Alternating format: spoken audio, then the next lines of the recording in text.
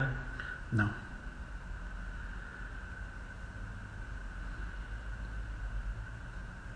Tem alguém online aí? Acho que a galera vai começar a entrar daqui a pouquinho.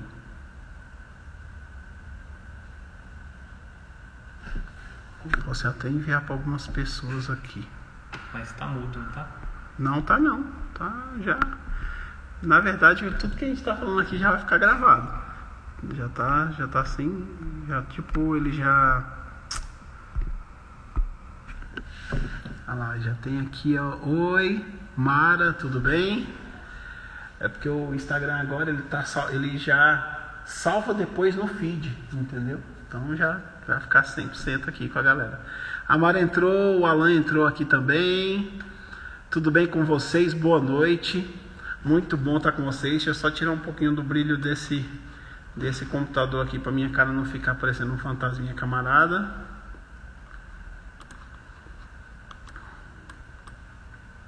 Pronto, legal.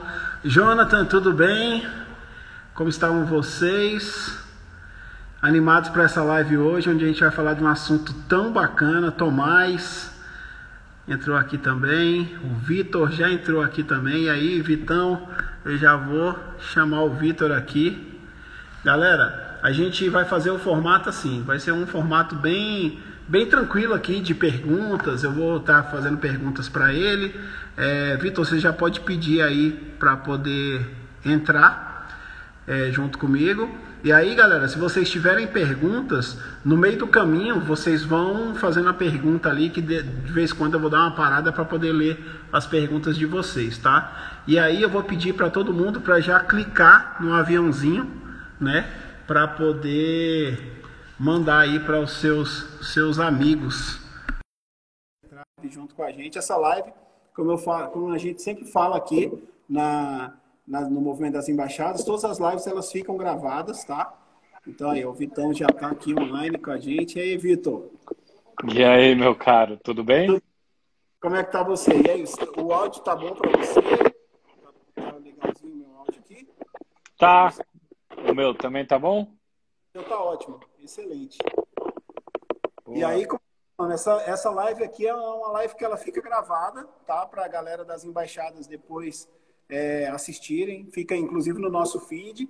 É muito bom estar com você aqui, Vitor. Não, eu que agradeço. Eu te conheci ali através da live do Thiago Nigro uma vez. Foi aquela live que ele estava chamando um bocado de empreendedor, de vários empreendedores do Brasil e tal. E aí ele te chamou, foi quando eu te conheci e comecei a seguir o seu perfil ali e gostar bastante do trabalho. Eu depois passei a seguir também a Associação Brasileira de Online to Offline, né? Ou Offline to Online, né? A gente vai falar um pouquinho sobre isso.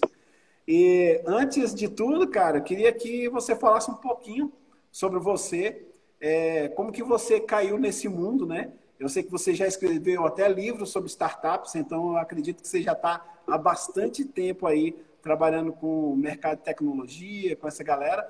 Queria saber um pouquinho mais sobre o seu background para poder a galera conhecer mais aqui e depois eu vou entrar nas perguntas mais relacionadas ao nosso setor. Mas manda bala aí, Vitor. A casa é sua. Bom, primeiramente, valeu. Obrigado de novo por falar contigo aí e poder agregar conteúdos voltados a plataformas digitais. Eu tenho uma formação diversa, eu tenho uma formação em Direito, aí fiz administração, aí fiz pós em comunicação, fiz cursos de finanças e caí no mercado digital por meio da Anatel. Eu fui assessor do escritório aqui de São Paulo, trabalhando bastante regulamentação de telecomunicações, e aí de lá eu fui para uma consultoria trabalhando com Facebook, Google, Uber, quando entrou aqui em 2014. Aí dando um salto, eu acabei entrando no iFood, aí eu fiquei por lá 4 anos, ajudei a construir algumas áreas lá, e mais recentemente eu recebi uma proposta para integrar o time da Log. Então hoje eu também faço parte do time da Log. Além disso, eu presido a Associação Brasileira Online to Offline, que conecta na verdade, reúne as empresas que conectam, de um lado, o usuário, do outro lado, o produto e serviço. Então, por trás desse conceito, você tem as principais plataformas digitais e aplicativos que a gente usa no dia a dia. Então, quando a gente está pedindo comida, é um usuário e um restaurante do outro lado. Nesse caso, tem até uma terceira figura que é do entregador. Quando a gente está comprando algo no Mercado Livre, na Amazon, também. Você tem o usuário de um lado, o seller do outro. Quando você está pedindo motorista, quando você está reservando um quarto em um imóvel pelo Airbnb, também é online e offline. Então, online e offline é um gênero que inclui algumas espécies de plataformas digitais, incluindo os marketplaces, mas pode ser conexão direto com algum produto, como as bikes da Tembice.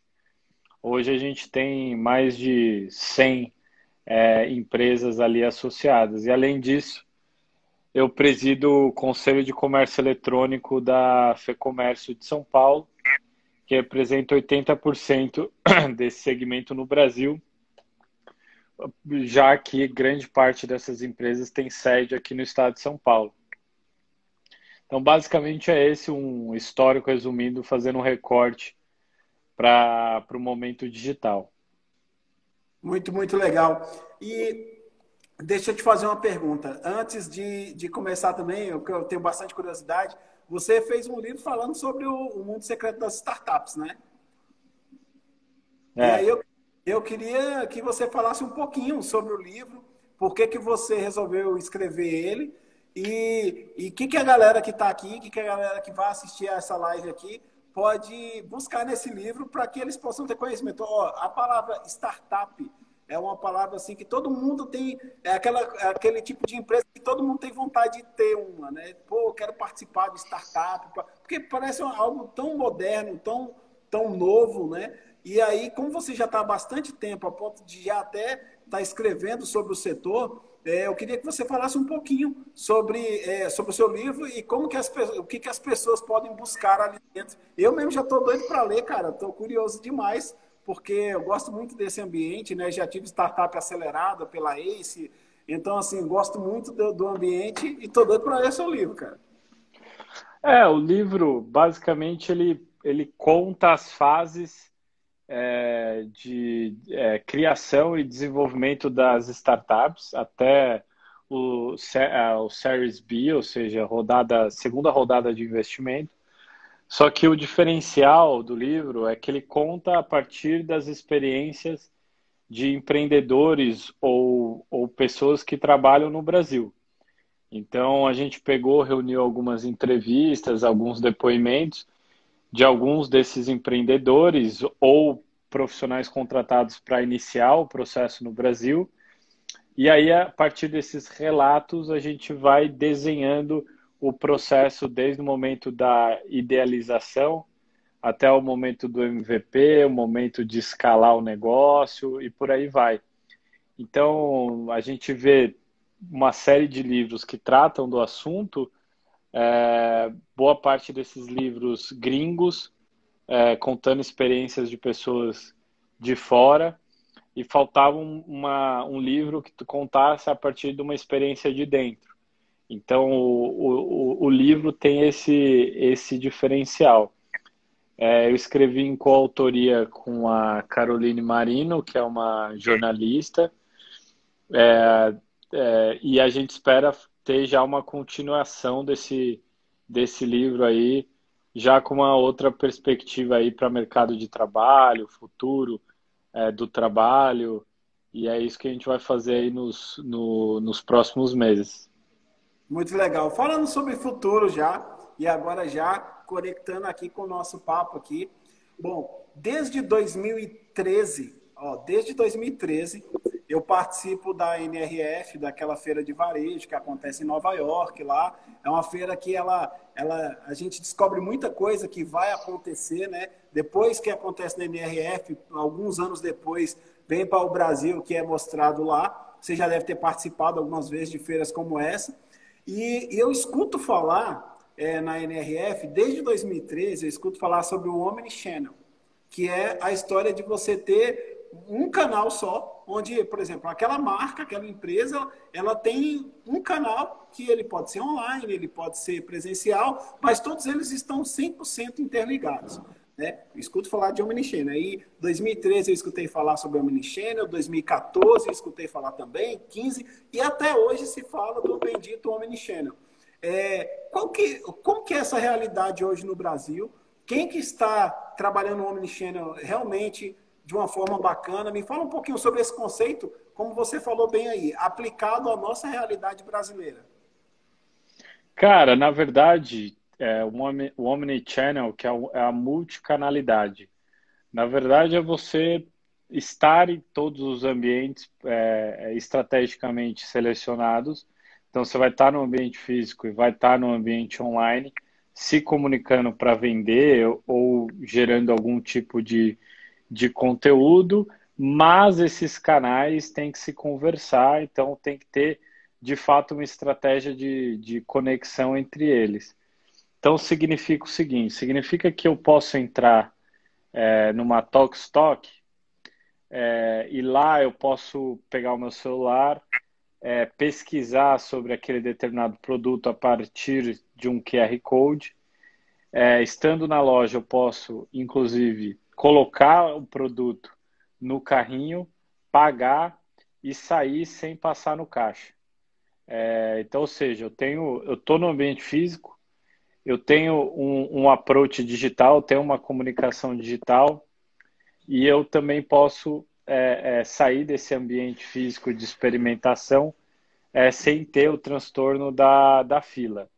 Esse é um dos exemplos. Existem outros tantos mais palpáveis. Então, desde você ter um canal em rede social ou pelo WhatsApp, fazendo com que aquela audiência caminhe na trilha que você direcionar. Então, você pode estar aqui e direcionar o pessoal para um site para finalizar a compra ou mesmo acessar outros tipos de conteúdo. Então, você está conectando diferentes canais para um único propósito.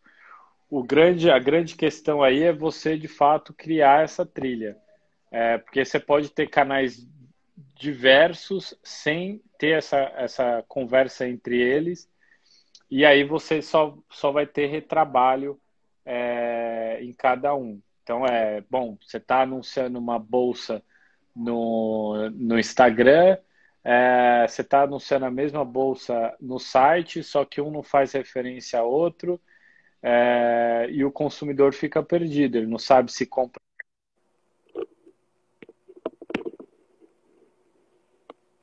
Acho que deu uma travada aqui no Vitor. Vamos esperar voltar.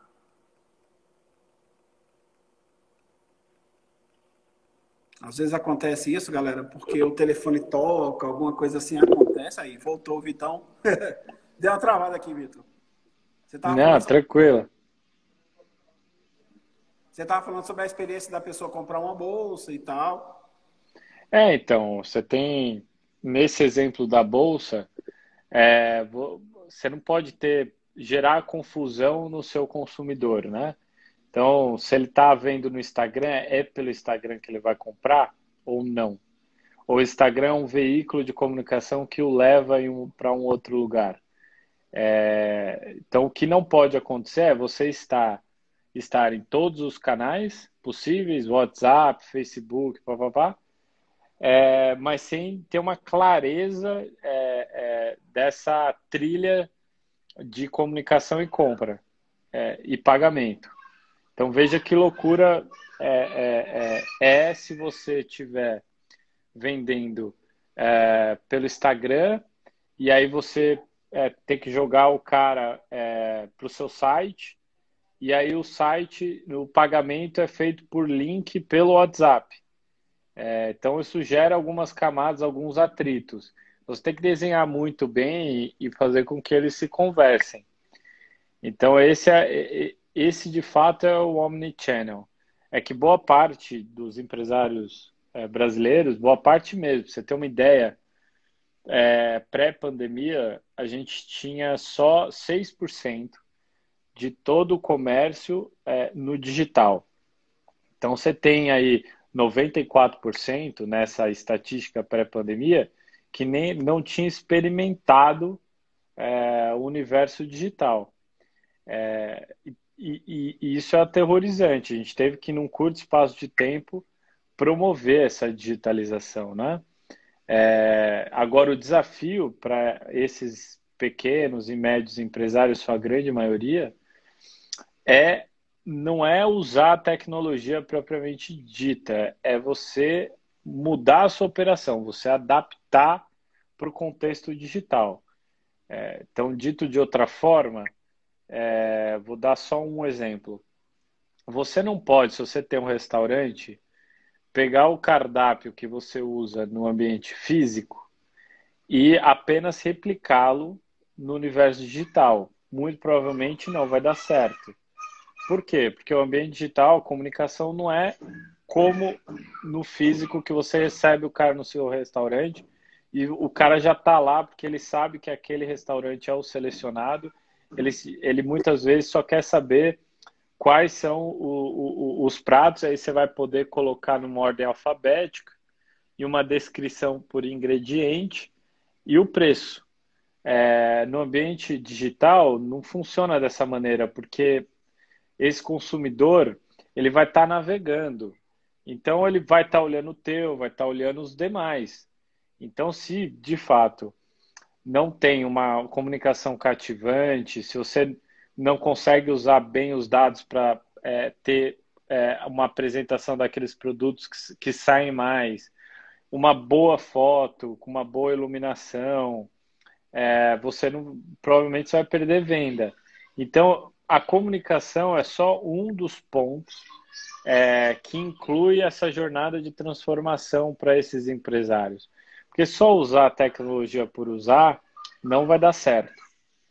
Você precisa de uma série de outros fatores de adaptação para você, de fato, se digitalizar. Então, digitalização é uma mudança de comportamento, de cultura, de operação também.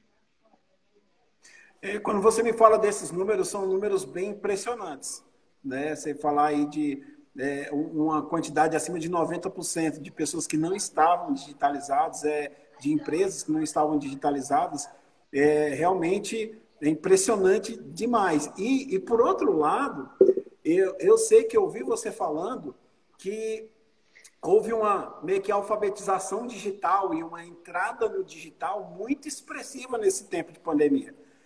Aconteceu de uma forma muito rápida e muito expressiva. O comércio, com certeza, ele não conseguiu se adaptar. Esses 94% aí de empresas que estavam fora, elas não conseguiram se adaptar rapidamente. Então, assim, deixou o cliente, de alguma forma, um pouco precisando de usar o serviço, mas não tendo acesso ao serviço, não conseguindo ter acesso de uma forma satisfatória aos serviços dessas empresas que fecharam as portas e não conseguiam mais atender no online.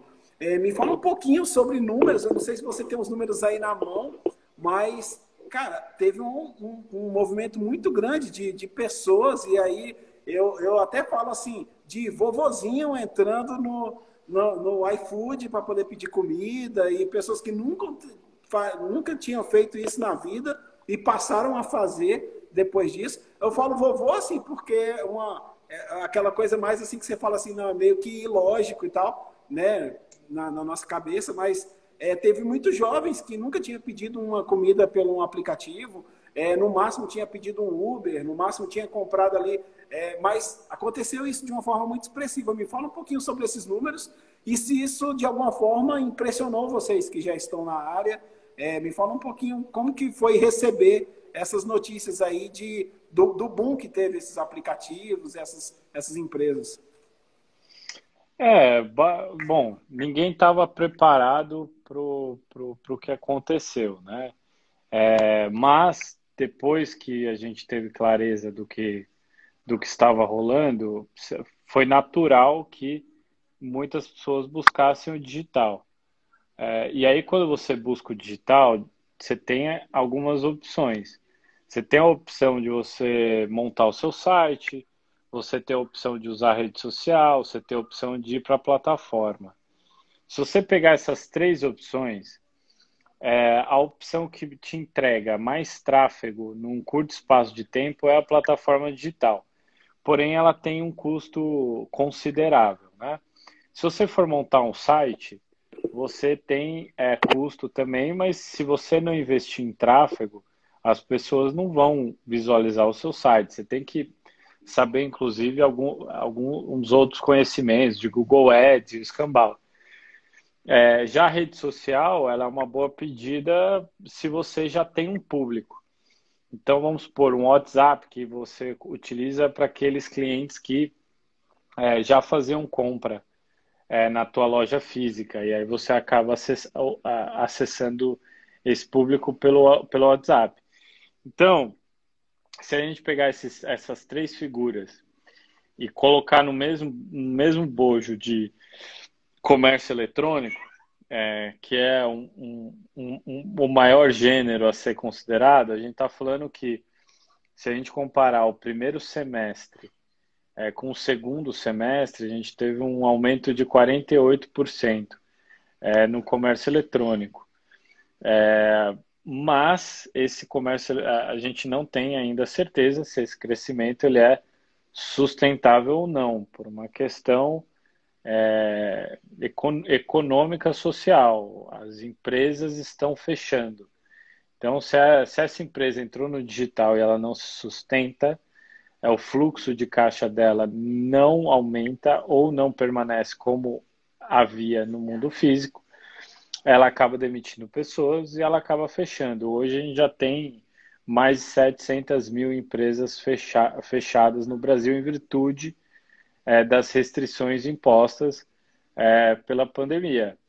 Então, quanto que isso vai sustentar desses 48% de aumento, a gente não tem certeza ainda. Por outro lado, a gente tem um consumidor. Se o consumidor experimentou a compra no digital e teve uma boa experiência, provavelmente ele vai comprar mais no digital. Então, esse consumidor tem grandes chances de permanecer no digital. E aí, se a gente pegar os primeiros meses de restrições, março, abril, maio, a gente teve um aumento de 32% de novos consumidores, ou seja, pessoas que nunca tinham comprado e que passam a comprar no universo digital. Então, a gente tem nessas duas pontas cenários diferentes, mas o que eu acho que vai ficar até em um cenário de retomada da economia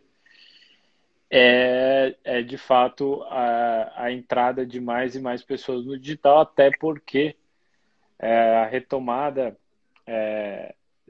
com uma série de protocolos de acesso ao físico. Então, luva, álcool, evitar aglomerações. E isso causa algumas fricções no mundo físico. Então, se você experimentou o universo digital, se você consegue comprar o tênis que você quer no digital, você vai pensar 2, 3 vezes antes de sair de casa. Então, é nesse cenário que a gente está nesse momento. Se a gente for comparar o quanto que a gente tem de comércio eletrônico no Brasil com os Estados Unidos e China, a gente está muito, muito atrás. Nos Estados Unidos é cerca de 20% de penetração. Na China é cerca de 40% de penetração. Obviamente que China é sempre um outlier a ser utilizado, mas se a gente comparar pré-pandemia 6/20, e os Estados Unidos é uma boa métrica porque é um país grande como o nosso, com muita gente como o nosso, mas com uma série de outras diferenças também, mas considerando essa diferença de proporção de 6/20, a gente tem muito ainda a crescer. Sim. Olhando para esse lado dessas empresas que precisam de entrar no digital, eu vi que o Felipe, que é um dos nossos diretores aqui do movimento, ele falou assim que existem restrições, né, no físico, restrições digitais, de logística e tal. Hoje, eu sei que pode-se dizer que para o pequeno e médio lojista ali tem gargalo em todas as áreas. Que tem até aquele gargalo que é do próprio entendimento dele de por onde começar. Mas daquelas empresas que já começaram a trabalhar com o digital, onde que está o pior gargalo para essas pessoas, para essas empresas? Que elas já iniciaram ali o trabalho. Por exemplo, eu escuto muito falar que os aplicativos disponíveis, eles são muito caros. Por exemplo, eu já vi muita gente, você deve ter escutado, muita gente também, que está atendendo pelo iFood, mas fala, pô, o iFood está me quebrando, porque ele pega muito dinheiro do meu negócio. Já vi até motorista de aplicativo reclamando que, pô, entrei, mas tá pesado para mim. Onde que está o pior gargalo hoje para esse cara que é o pequeno, não estou falando grande ainda, estou falando pequeno, que tem uma lojinha no shopping, uma loja satélite no shopping da cidade, ali, nem todo shopping é Iguatemi, né? Tem os shoppingzinhos menores ali que estão sobrevivendo ali com as lojas satélites, as lojas mais próximas. Onde está o principal gargalo para esse cara entrar no digital hoje? O principal gargalo é justamente a adaptação operacional. Eu não acho que é o preço. O preço da comissão, ela deve ser, obviamente, que internalizada e tem que ter um reajuste de preço no seu produto. Se o reajuste de preço desnaturar a sua proposta, ou seja, você tem uma esfirra, que você vende por 10 centavos, você vai passar a vender por R$ 1 e não é o seu público, não é aquele, aí a plataforma digital não é uma boa opção para você. Agora, se de fato você internalizar, a métrica que as pessoas têm que utilizar para saber se é muito ou pouco é comparar digital com digital, né? Porque o que a plataforma faz é marketing digital para você. Então, quando o iFood vai para Globo, por exemplo, e fala que entra no iFood, na verdade está fazendo propaganda para os restaurantes que estão lá. Aí, quanto mais pessoas entrarem lá, mais vão ver o seu produto, seu serviço. Então, assim, não tem só a opção da plataforma digital. Você pode buscar várias outras plataformas, mas é bom fazer muita conta antes de entrar. Pode ser que você não entre com 1 ou 2 produtos. Você entre com um leque maior ou menor. Depende. Depende do quanto que você está querendo gerar ali de valor agregado para você no digital. E veja, a mesma coisa que vale para investimento, vale também nesse caso. Não coloque todos os ovos numa cesta só. Tenta estar em todos os ambientes. Eu acho que isso casa com o nosso primeiro papo ali do Omnichannel. Você tem que vai estar no físico, vai estar na plataforma, vai estar no WhatsApp, desde que isso tudo combine. Entendi. Uma coisa interessante é que tem muitas formas do cara começar, né? Uma coisa que você falou que é muito interessante, eu não sei se você enxerga, talvez você enxergue isso, tenho certeza que você enxerga isso de uma forma muito mais ampla que eu. Mas nessa área de logística, nessa área de plataforma, eu ainda enxergo um oceano azul. Porque quando você vê quem é que está dominando o mercado, são 5, 6 empresas gigantes já, né? Então você enxerga ali um mercado abaixo desse gigante, que são justamente esses lojistas que ainda não conseguiram entrar por conta de, muitas vezes, não saber fazer a conta. Coisa simples, assim, de não saber fazer uma conta, de como entrar, por onde entrar. Então eu vejo que tem muitas empresas que elas podem se capacitar para poder colocar esses lojistas de uma forma mais gradativa dentro do ambiente digital. Isso é uma coisa interessante, né? Olhando para esse lado, o que você hoje fala para um cara que é pequeno? Aquele cara que está vendendo ali por mês 20, 30 mil reais, que é uma lanchonetezinha, ou então uma loja de roupa, que tem um cara que tem uma marca própria ali. Qual que é o lado, como que você dá uma ideia para esse cara entrar primeiro no digital? Ele só está vendendo ali com a porta aberta dele, abre todo dia, 9 horas da manhã e fecha ali 8 horas da noite. Ele quer entrar no digital. Hoje, o que você fala para esse cara para que ele possa começar o caminho dele digital? Então, na verdade, antes de entrar no digital, ele tem que se preparar para o digital. Então, o primeiro passo é tem boa conexão de internet, tem um bom computador, consegue estar acessando bem o celular. Você vai preparar a sua comunicação corretamente para o digital? Como?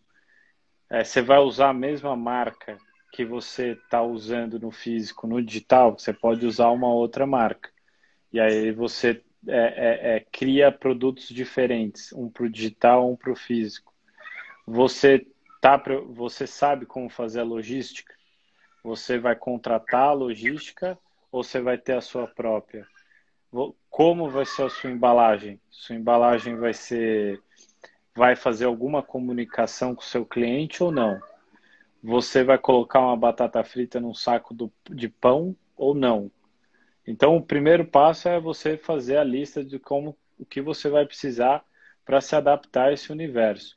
Você vai ter que ter uma pessoa dedicada para responder o consumidor no digital. No digital, a pessoa perguntou para você, você tem que responder rapidamente. Senão, ele pula para outra.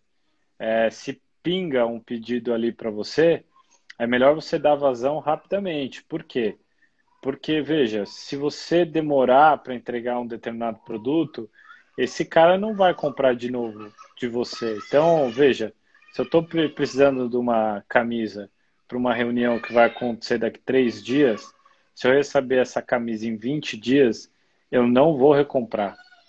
Então, antes de tudo, você tem que adaptar seu negócio para o digital. E aí depois você vai decidir qual é o caminho melhor no digital, site, rede social ou plataforma. Sim, muito bom. Geralmente eu gosto de dar um exemplo, que é o seguinte: qualquer pessoa que vai entrar no digital, ele tem que pensar como se fosse uma lanchonete delivery. Porque a lanchonete delivery, ela sabe que é o seguinte: ela vai colocar o produto dela à venda e a pessoa que ela vai pedir esse produto, ela está com fome agora, ela está precisando disso agora, ou o mais rápido possível. Sua empresa, ela conseguiria atender, se ela fosse uma lanchonete delivery, se você tivesse uma loja de camisa, uma loja de produtos de informática, você ia conseguir atender igual esse cara? Porque muitas vezes, quando o cara vai para o digital, a primeira coisa que ele pensa é: vou vender para o Brasil inteiro. E aí, muitas vezes, ele desiste porque é amplo demais o pensamento dele. Muito amplo. Então, se o cara pensar em entrar no digital para atender a região dele, a cidade dele, mais próxima ali, e ele conseguir fazer um bom trabalho, depois ele pode ampliar. Eu vejo muitas pessoas desistindo porque já vai para o macro, já quer... É aquele cara que ele vai vender tênis, ele já quer ser o Netshoes, ele já quer ser a Dafit. Não dá, né? Vejo muito isso na compra de serviço, por exemplo. Quando o cara quer fazer um site, por exemplo, ele quer fazer vamos colocar um site, né? O cara quer fazer um site e ele entrega para a agência que vai fazer o site para ele, o site da Netshoes como exemplo. E aí eu falo assim, cara, é muito complicado. O site da Netshoes, ele tem 10 anos, 15 anos. O site da Dafit, de qualquer outra dessas empresas, Centauro e tal, tem 10 anos de desenvolvimento. Então, você pode olhar para esse cara aí, mas infelizmente você não vai conseguir ter um site igual ao dele. Então, o que você consegue? Que aí está o conceito que, de repente, as pessoas podem ler aí no seu livro, o conceito de MVP, né?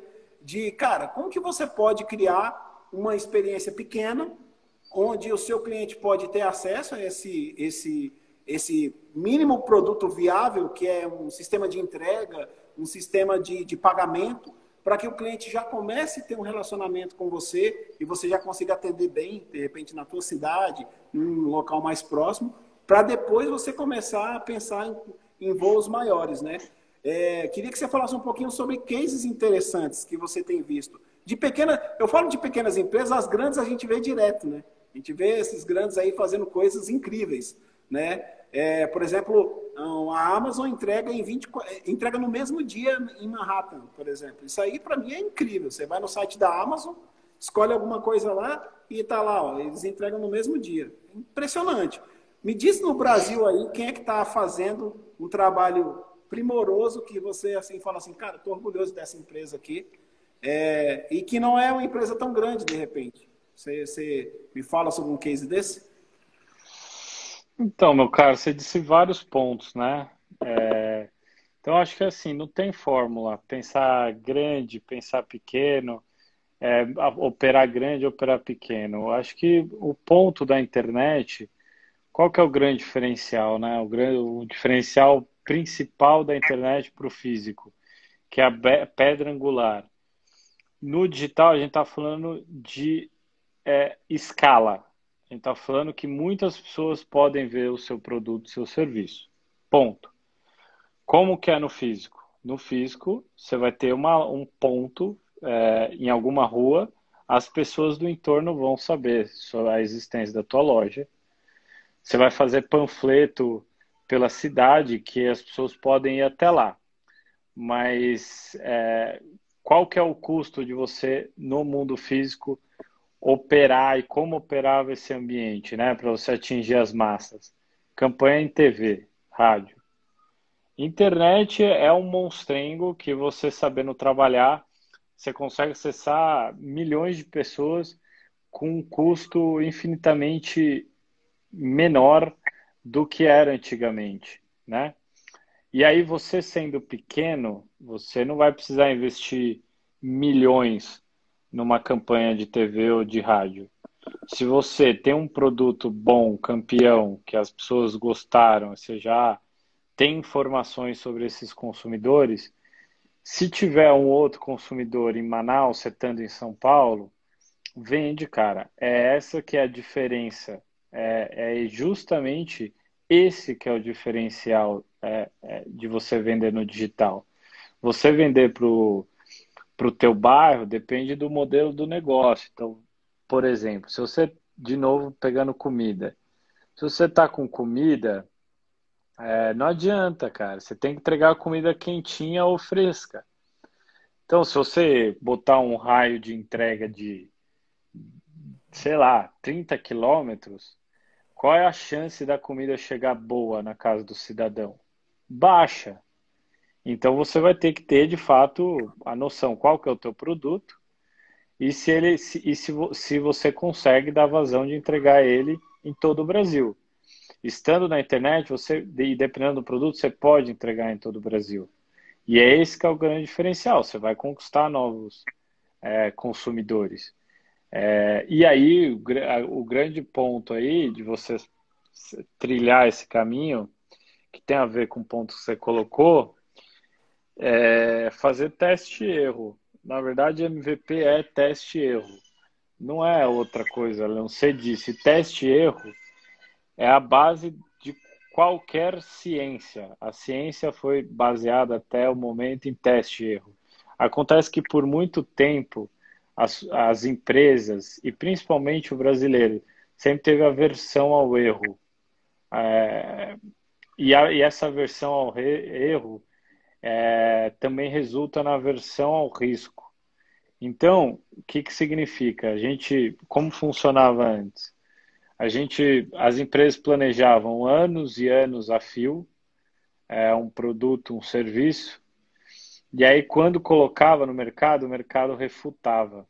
O mercado falava, não era isso que eu queria. Aí vem uma lógica de startup que aceita melhor o erro e aceita melhor o risco e fala, vamos fazer um protótipo, um teste, e aí a partir desse teste, a gente vai ter dados sobre aceitação ou não, sobre quem foi esse cliente ou não, e a partir desses dados, ou a gente melhora, ou a gente escala, ou a gente termina com o produto. Então, é esse que é o grande diferencial, eu acho. Então, você sendo pequeno, você fazendo esses testes e principalmente sabendo trabalhar os dados, você tem que trabalhar. analisar os dados. E todo mundo sempre analisou o dado, né? Agora, acontece que agora ficou mais fácil, porque a informação, se você tem uma tecnologia, e tecnologia não vamos muito longe, não. O Excel é uma tecnologia, você consegue tabular, consegue cruzar dados, consegue extrair informação dali. Então, é esse que é o ponto. Se você é pequeno, testou um produto, deu certo, ou não foi bem aceito, você analisando esses dados, você vai conseguindo melhorar. E aí, teste, erro, teste, erro, teste, erro, uma hora vai dar certo. Então, acho que esse que é o ponto.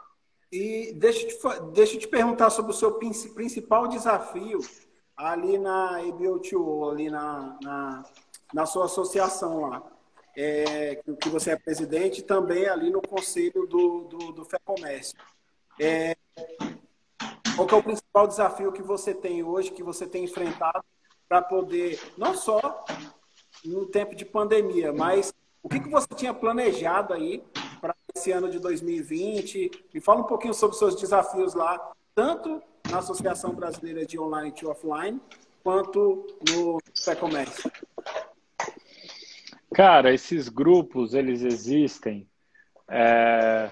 para participar de debates públicos. Então, eu vou dar alguns exemplos. O WhatsApp, ele tem muitas discussões com as operadoras de telefonia. Por quê? Porque o WhatsApp criou uma ferramenta que você consegue ligar por meio de uma conexão com a internet. E as operadoras de telefonia, elas tiveram que erguer antenas, elas tiveram que obter licenças da Anatel e elas tiveram que pagar taxas. Então, você tem de um lado as teles falando, o WhatsApp não pode fazer isso desse jeito, tá desigual. E por outro lado, o WhatsApp, eu não sou o que você é.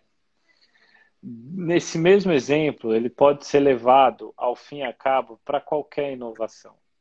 Se você colocar, por exemplo, o blockchain, que é a tecnologia que está por trás da criptomoeda, o blockchain ele tem toda a capacidade do mundo de acabar com todos os cartórios do Brasil. Todos, absolutamente todos.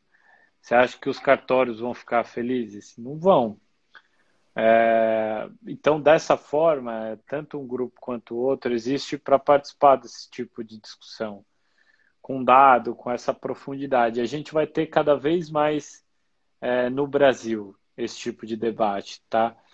Se a gente viu debates envolvendo Uber versus taxistas, né, versus entre aspas, a gente vai ver muito mais. A gente vai ver empresa criando carne em laboratório a partir de célula-tronco e tentando vender na esquina. Você acha que isso vai ser aceito? Você acha que isso não vai ser aceito? Então, veja, a gente só está no começo de grandes discussões. Então, para isso que servem esses grupos. E aí a gente tem inúmeros desafios. Eu citei alguns, mas tem outros tantos. Tem desde questões mais jurídicas, como reforma tributária, até questões mais filosóficas e questões operacionais e de business. E aí, nesse pilar de operação e de business, a gente tem um trabalho de desenvolver o setor como um todo, porque não adianta ter uma, duas ou três empresas dentro desse segmento. Você precisa ter um pool de empresas para, de fato, você ir trilhando junto e se apoiando mutuamente. Então, veja, um marketplace, ele depende de um meio de pagamento digital, de uma fintech. Se não tiver fintech, se tiver uma, duas, é um duopólio, não existe competição. Então, você precisa ter um setor bem recheado. E aí, nesse pilar aí, a gente tem agora, no final do ano, um evento 100% digital, para falar sobre plataformas digital de maneira geral. A gente está no processo de curadoria. O Thiago Negro, que é o Primo Rico, é um dos keynote speakers. O ano passado a gente trouxe Henrique Meirelles, trouxe a economista-chefe da XP, trouxe o Rufino, um monte de gente. E esse evento, ele não é, ele é justamente para fazer essa evangelização, para contar quem que é a RAP, quem que as fintechs, quem são esses caras, o que que eles estão fazendo, por que que é assim, o que é Open Banking, o que é pagamentos instantâneos. Então, é essa tônica. Então, de um lado, tem essa participação em debates, e do outro lado, você tem o estímulo, incentivo e o desenvolvimento do setor. Muito bom.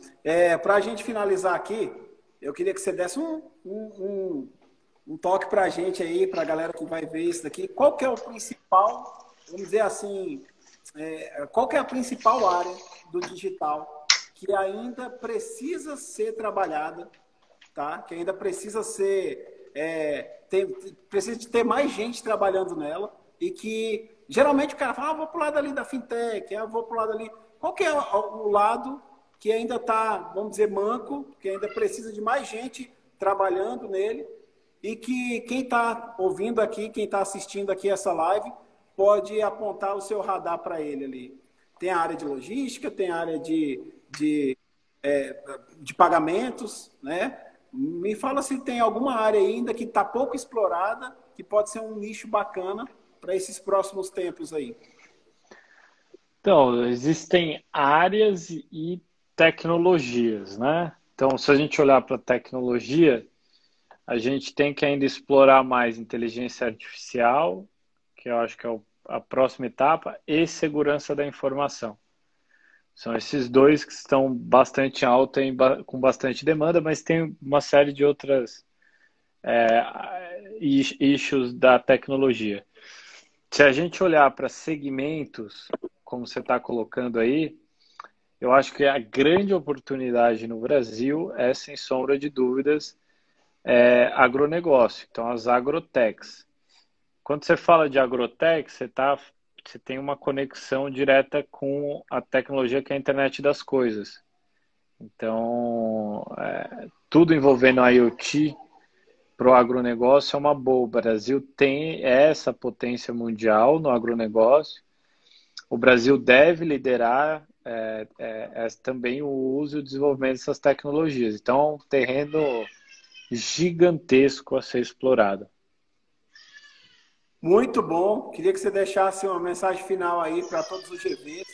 Essa galera aqui, a galera do Geração de Valor, né? A gente segue muito ali o que o Flávio Augusto posta nas redes sociais desde 2011.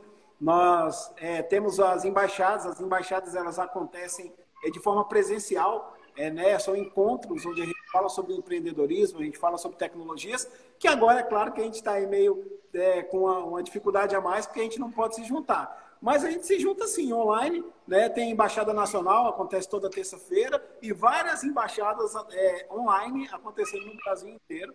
Então, manda uma mensagem para essa galera aí, uma mensagem final. Nós tínhamos combinados aqui 40 minutinhos, já terminou nossos 40 minutos. Eu vou te agradecer demais e pode mandar seu recado aí para a galera. Pra, inclusive, seguir suas redes sociais, onde que tem o seu livro para a galera poder comprar. Manda bala. Olha, meu caro, obrigado. Se encontrar o Flávio por aí, manda um abraço para ele. Faz um bom tempo que eu não o encontro. E terminar com duas frases que eu acho que são frases que eu levo para mim. A primeira valorize o essencial, não o trivial. O essencial é muito importante, mas não seja trivial, comum, né? Tente buscar novas formas de fazer as coisas. E o outro quem não está na mesa de jantar, cuidado, porque pode estar no cardápio. Então você tem que participar do jantar. Caso contrário, você pode, enfim, ser jantado. Tá? Então, obrigado aí, meu caro. Valeu. Valeu, muito obrigado. Até mais, até uma próxima aí. A gente vai estar te seguindo aí nas redes sociais. A gente já te segue, na verdade, aqui no perfil. E muito obrigado pelo seu trabalho. Com certeza, o que você está construindo vai deixar um legado aí para muitas gerações. Tamo junto. Valeu. Valeu, meu caro. Obrigado.